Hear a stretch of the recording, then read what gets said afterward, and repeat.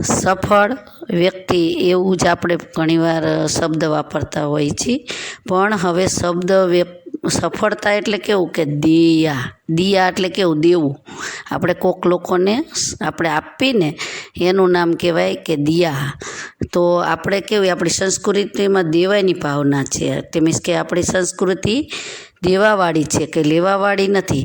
પણ અત્યારે તો કદાચ વ્યાખ્યા એની એવી બની ગઈ છે કે લેવાવાળા વ્યક્તિ વધી જાય, પરંતુ આપણે દેવાનું હોય ને તો લોકોને દેવીને તો આપણે એમ કે દિયા કહેવાય. એક દીવોથી બીજો દીવો પ્રગટાવો ને એ દીવાથી તો એના ઘરમાં ઘણી ઉજાસ આવી જાય, એટલે કે એમનું ઘર ઝળહળતું થઈ જાય.